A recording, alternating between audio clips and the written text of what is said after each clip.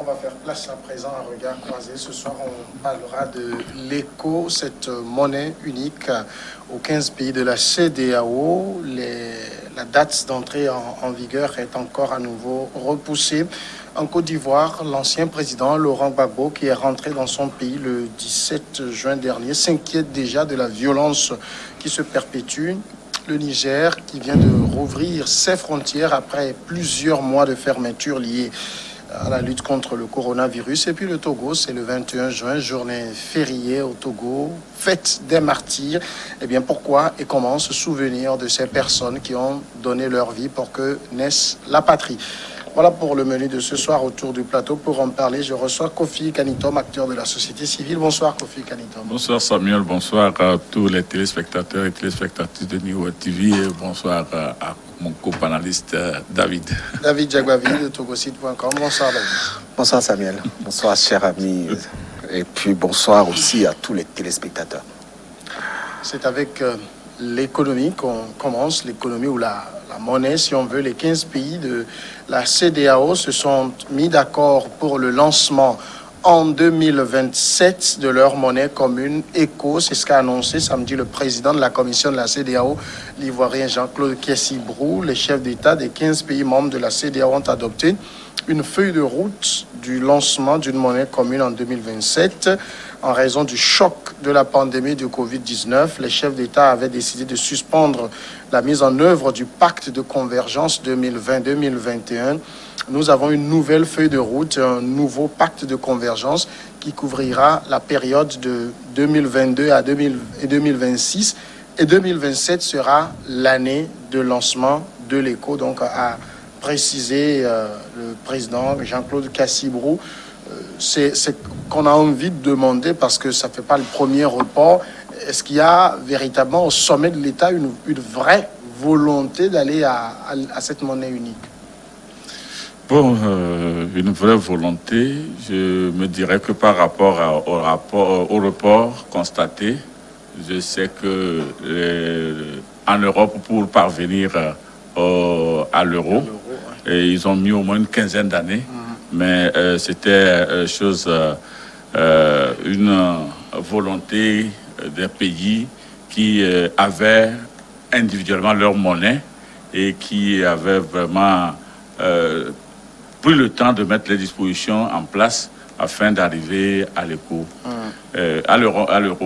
Mais dès que moi j'avais eu la date de 2020 comme année de lancement de l'éco, je m'étais beaucoup interrogé parce que j'ai vu le délai trop court pour y parvenir, parce qu'il y avait beaucoup de choses à prêter avant d'y arriver. Et il faudrait aussi reconnaître que dans les pays qui vont être concernés par l'éco, il y avait un pilotage à deux vitesses. Oui. Il y avait certains qui avaient une stabilité monétaire, les pays de la zone franc CFA, et des pays qui avaient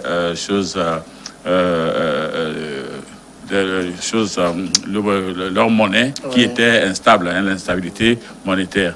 Je veux parler des pays anglophones qui avaient leur propre monnaie, plus la Guinée-Conakry. Donc, il fallait quand même qu'à un certain moment, on puisse rejouer tous les enjeux que présenterait cette reconversion de la monnaie. Et ensuite, il y avait également ce problème qui relevait de la compréhension et de l'appréciation même de la chose par rapport aux pays, qu'ils soient anglophones ou francophones, surtout le Nigeria, qui était l'un des pays les plus géants de la CEDEAO. Et il y avait ce problème de compréhension et la manière dont la chose même était lancée unilatéralement par Alassane Ouattara à la veille d'une rencontre de la CEDEAO et de la visite de Macron. Et même le nom avait fait problème. Donc déjà tous ces indicateurs me faisaient croire que réellement il y avait précipitation, une véritable avancée vers une monnaie unique pour les pays africains. Et ce report-là m'a semblé plus juste pour permettre au pays de prendre toutes les dispositions qui vont permettre de créer d'abord une banque centrale. Il y a aussi à décider du système de change. Oui. Il y aura également à fabriquer les pièces et les billets. Il y aura également à adapter les systèmes informatiques et l'administration, tout ça là pour répondre à l'utilisation de l'éco. Ça ne doit pas être une tâche aisée. Et moi, je me disais également qu'il fallait qu'il y ait une véritable étude de la situation, du terrain, pour que cet échange-là, cette reconversion ne pose pas de problème. Parce que vous voyez, à l'époque, beaucoup de voix s'étaient élevées de façon disparate d'un pays à l'autre. La Côte d'Ivoire qui se voyait déjà positionner en leadership régional, le Nigeria qui se voyait perdre le contrôle monétaire chez lui et voir son marché rétréci parce que lui seul, il avait près de 200 millions d'habitants sur les 300 que ressemblent les pays. Donc, il y avait tous ces éléments-là qui faisaient que même s'il y avait une volonté politique, une volonté des chefs d'État, il ne pourrait pas arriver sans un réel sans une réelle étude qui puisse vraiment mettre une certaine sécurité pour l'utilisation de cette monnaie. Sauf que la volonté même de passer à une monnaie unique au sein de la CEDEAO, elle date de plusieurs années déjà. Et à chaque fois, on a l'impression qu'il y a toujours des chocs qui font qu'on est obligé de repousser. C'est le triste constat qui est fait. Malheureusement, ça soulève le voile sur les divergences d'abord, sur les tâtonnements aussi, également sur le refus de certains chefs d'État de basculer vers l'éco. Vous savez, le changement à l'éco date de très longtemps. C'est pas aujourd'hui, et c'est en cela que je suis un peu en désaccord avec mon cher ami. S'il y avait une réelle volonté d'aller à un changement monétaire en Afrique de l'Ouest, ça aurait pu être fait depuis très longtemps. Quand vous regardez un peu les débats qui sont faits autour, il y a un sérieux débat qui oppose la puissance que représente le Nigeria et les autres pays. Il y a également un débat qui oppose la force et la puissance de cette monnaie. En quoi elle équivaut aux monnaies étrangères? En quoi elle équivaut aujourd'hui? Quand on prend un exemple, c'est celui comparatif à l'euro. Est-ce que l'éco va subir les mêmes restrictions que le franc CFA? C'est la question que se posent certains pays de l'Afrique de l'Ouest et qui ont très vite opposé leur décision à celle des autres pays francophones. Parce que lorsque vous regardez un peu les gros bénéficiaires de ce basculement, c'est les pays francophones, ceux qui utilisent encore l'euro et le franc CFA aujourd'hui. Et donc, la volonté y est, mais la concrétisation de cette volonté manque.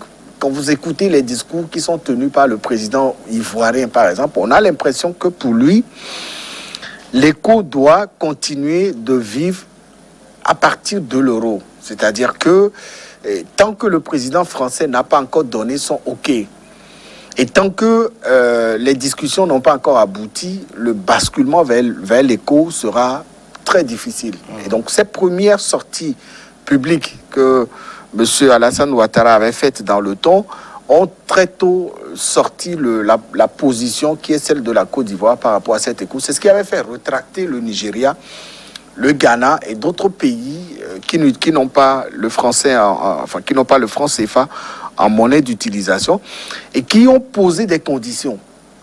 Et donc ces conditions n'ont pas encore été réglées. C'est en cela que aujourd'hui, la force que représente, quand vous prenez le Ghana, le Nigeria, vous prenez certains pays certains pays anglophones et lusophones, ceux qui ont en tout cas une monnaie propre à eux, voilà, ils posent des conditions avant de rentrer dans ce processus-là. Et les pays francophones n'arrivent pas à répondre à ces conditions-là. Et donc, ils se retournent tout le temps vers la France.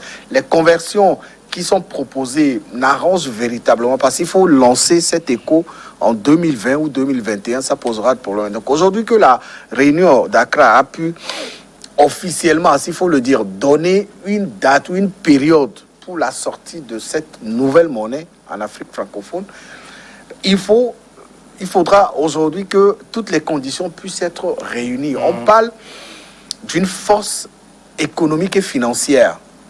Lorsque l'Europe devait rentrer dans l'euro, quand vous prenez la monnaie roumaine, que vous comparez au franc français dans le temps, que vous comparez au Deutsch dans le temps, ou que vous comparez à une autre monnaie, de l'Espagne, du Portugal, de la Belgique, etc., vous verrez une grande différence. C'est-à-dire que le franc français avait plus de valeur que le franc roumain.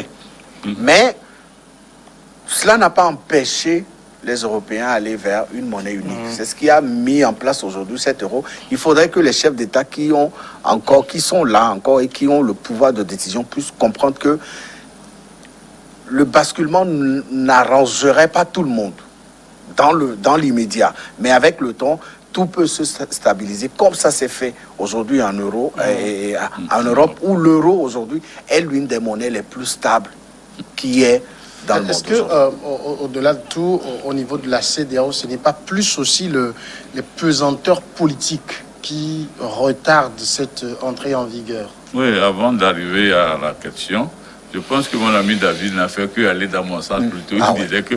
Parce qu'en réalité, l'enjeu, il y a beaucoup d'enjeux. Et ces enjeux sont des fois liés à la manière dont les États se comportent sur le plan économique, sur le plan politique. Ça vient un peu sur la question que vous posez, l'enjeu politique. Les pays francophones ont un leader, un maître qui les oriente, qui les guide vers ce qu'ils doivent faire. Contrairement aux pays anglophones qui ont cette liberté de pouvoir décider, de prendre des décisions par leur propre initiative. Voilà là où les choses fluctuent. Et aujourd'hui, à la lecture qu'on vient de donner à l'Écho, c'est comme ça viendrait fragiliser les pays qui ont une instabilité monétaire. Et comme vous l'avez dit, en réalité, si chaque pays était dans la même logique de monnaie propre, et que maintenant, il fallait, comme en Europe, chaque pays avait sa monnaie propre, et il fallait faire un rebasculement, chacun saurait à quel niveau il serait par rapport à la nouvelle monnaie. Ici, on veut, par exemple, ce que Ouattara avait préconisé, c'est la parité éco-CFA. Alors que les pays anglophones, eux, disaient que la monnaie que l'Afrique devrait adopter ne devait pas arrimer avec aucune ressource, aucune devise étrangère. Donc ça faisait que si tout de suite on acceptait mettre le cours en parité avec le CFA, ça veut dire que la Côte d'Ivoire tout de suite sublimait, devenait le leader, prenait le leadership, alors que le Nigeria aujourd'hui est le pays qui a une politique monétaire, qui protège suffisamment sa politique financière pour être le leader dans tous les termes et qui viendrait en rescousse aux pays africains qui auront des petits problèmes. Donc le Nigeria aussi ne veut pas perdre sa position politique. Sa suprématie financière, donc au détriment de l'éco. Et il faut voir les choses, les critères de convergence qu'ils ont posés également ne favorisaient pas beaucoup certains pays. Il faut avoir un déficit inférieur à 3%, il faut avoir une inflation inférieure à 10%, et puis une dette intérieure au moins de 70%. Donc tout ça là était des éléments. C'est pourquoi je préconisais à l'époque que les États devraient s'asseoir, mener une bonne étude et voir comment cette compensation pourrait faire pour qu'aucun pays ne souffre dans le rebasculement vers l'éco. Et ça donnerait une certaine notoriété.